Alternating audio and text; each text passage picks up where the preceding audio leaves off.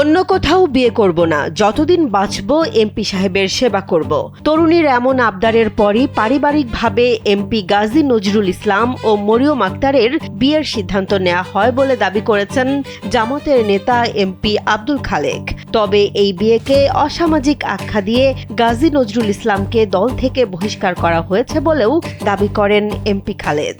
MP সাহেবের বড় ভাই সহ সবাইকে আমরা ডেকে নিয়ে বসে দেখলাম যে ওই মেয়েটির আবদারের প্রেক্ষিতে যে আমি অন্য জায়গায় বিয়ে করবো না, আমি যতদিন বাঁচবো আমি এমপি সাহেবকে সেবা করে যাব।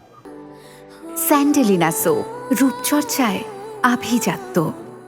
এভাবেই মেয়েটার অগাধ দাবির মুখে তার বাপ মা বাধ্য হয়ে তাদের বাড়িতে পরিবারের বিবাহের ব্যবস্থা করছে। কিন্তু কাজটা হয়েছে অসামাজিক, অনৈতিক না, অসামাজিক। এই অসামাজিক কাজের কারণে জামাত ইসলামের পক্ষ থেকে এমপি সাহেবের সংগঠন থেকে সম্পূর্ণ তাকে বহিষ্কার করে দেওয়া হয়েছে। বহিষ্কার করা হয়েছে, তার এমপি পদও বাতিল হয়েছে। অর্থাৎ জামাত ইসলামী নৈতিক ব্যাপারে এবং যেটা হওয়া উচিত সেই ব্যাপারে যদি কেউ স্লিপ করে তাহলে সেই ব্যাপারে কাউকে ক্ষমা করে না।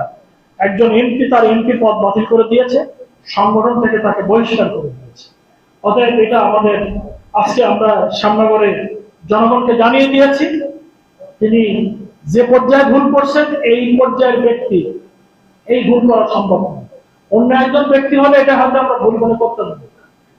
মসজিদের একজন ইমাম, একজন সাধারণ ব্যক্তি একই ভুল করলে ইমাম সাহেব আর বাইরের লোক দুজনের ভুল একই রকম, কিন্তু ইমাম সাহেব করার কারণে ভুলের মাত্রাটা বেশি।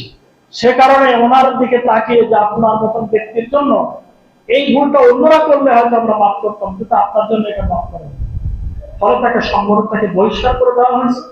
আর লেখালেখি হচ্ছে, আপনি দেখেছেন তার এমপি পদ থাকবে না, এমপি পদ বাতিল হয়ে যাবে। সেজন্য জামাত ইসলাম এই ধরনের কাউকে ক্ষমা করে না, অনৈতিক ব্যাপারে কোনো আপোষ করে না।